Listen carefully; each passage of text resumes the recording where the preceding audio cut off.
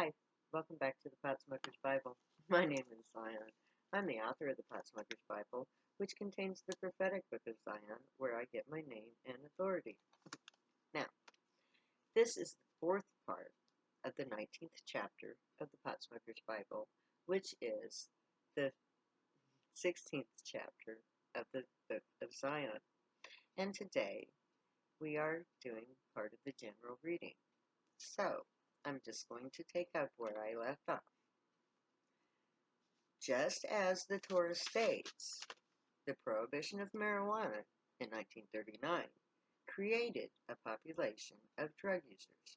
If the 1939 law had never been passed, no one would know or care about a few people who use drugs, because the law advertised the effects of the drug. That is what got people to try them in the first place. Thanks, America, for turning us all on to our beloved marijuana. So, in reality, the war on drugs is as follows. 1. The Grey dictated their plans for the return of their clones through the Torah prophets. Zion is foretold. 2. History is shaped to create the right conditions for the prophecy to be enacted as foretold. 3. The Grey return in the early 1900s. They begin shaping the laws leading up to the 1939 law. 1915, cocaine. 1920, alcohol prohibition, the template for 1939. 4. Dow Chemical is pushed to create the prohibition of marijuana to ban hemp, which prevented them from profiting from the plastic products. 5. Lobbyists for Dow work with Texas and Louisiana to ban marijuana and hemp to deport Mexicans and imprison blacks. Anslinger, number 6, takes the idea and uses his power to create the propaganda campaign using the media to create hysteria over false claims of violent behavior when high, which is a lie. 7.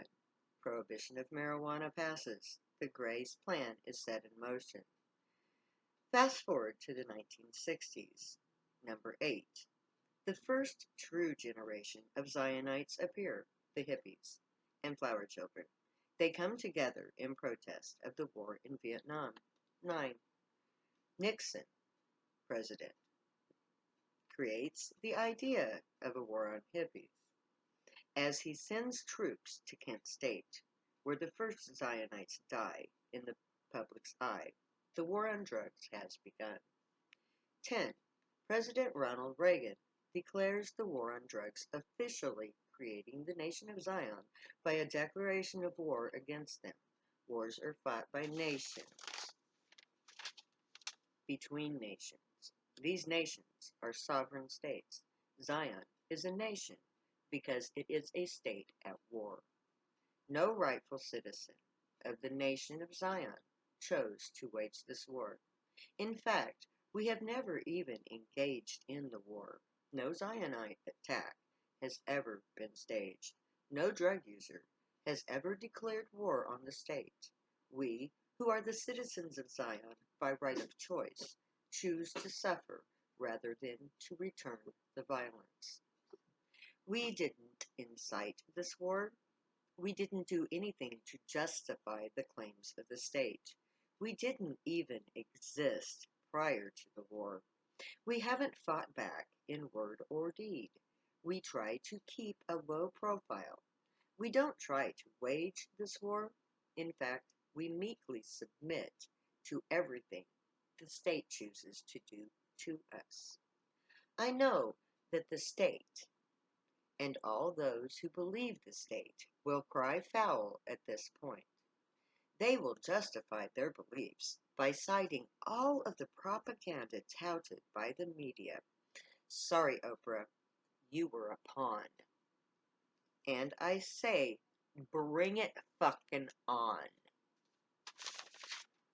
You see, it's all been a one-sided freak show up until now.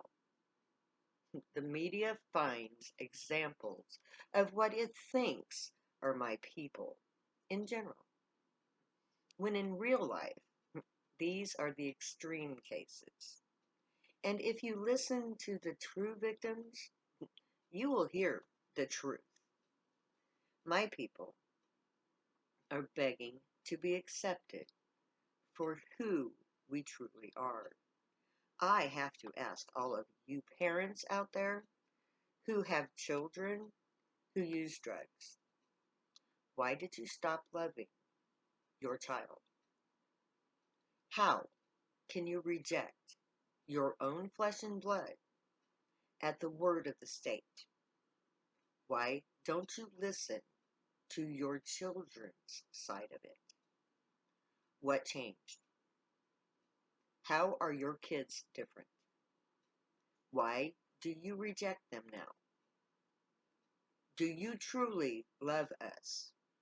Can you truly love us as we truly are? My people are the victims. I have witnessed the suffering of my people. It is real. We are hunted like animals. We have to guard ourselves and our words and our actions. We are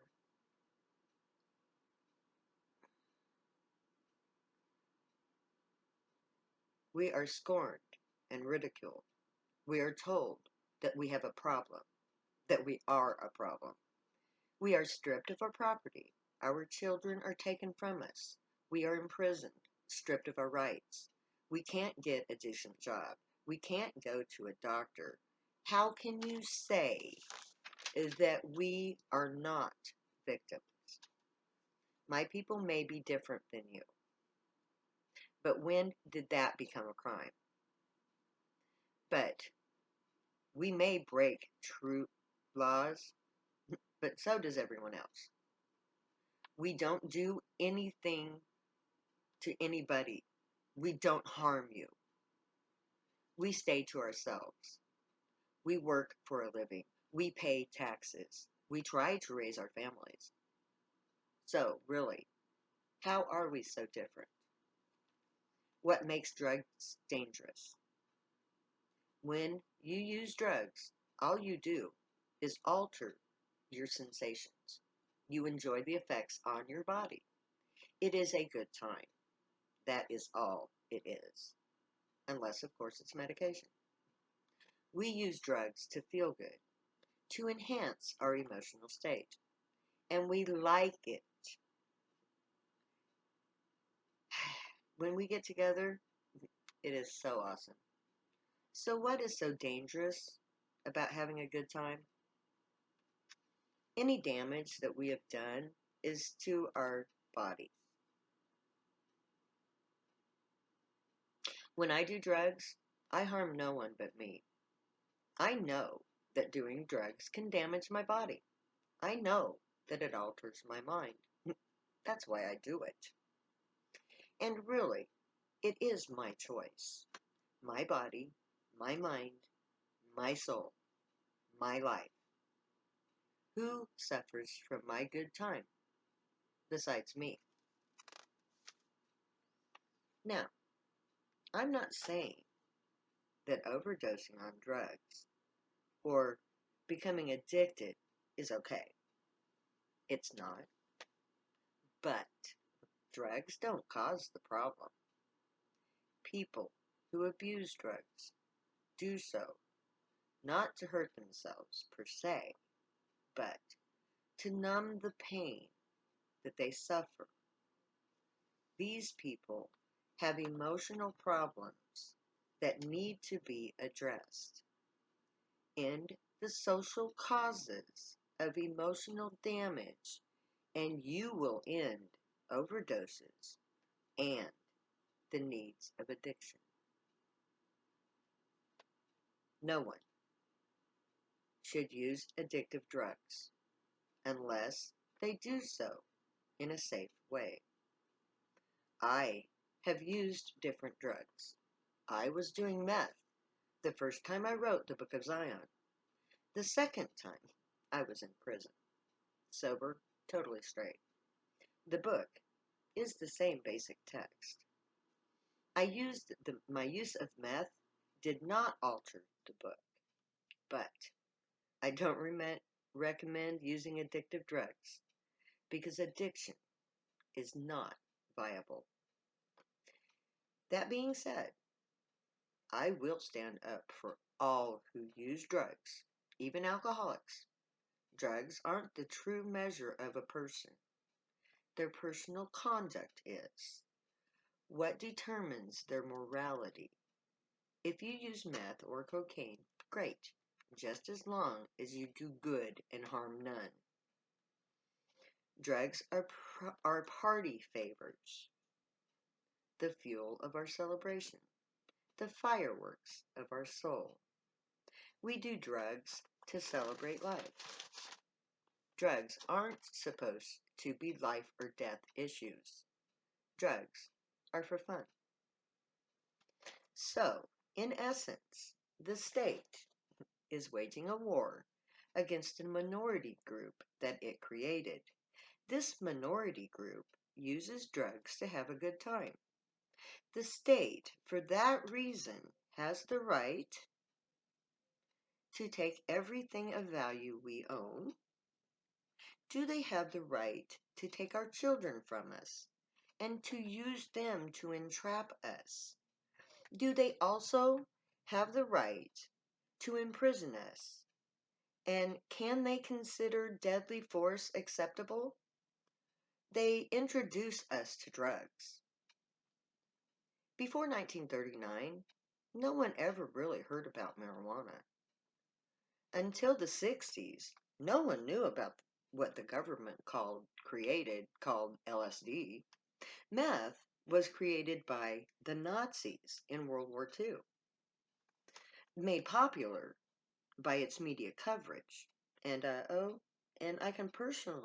I personally learned about ecstasy by watching the evening news. The state creates and maintains the use of illegal drugs. The war on drugs will end only when my people stand together to demand a fair and impartial trial. We have the right to defend our rights as citizens of the nations we belong to, or we are a separate nation in a state of war. Either way, the war on drugs will end.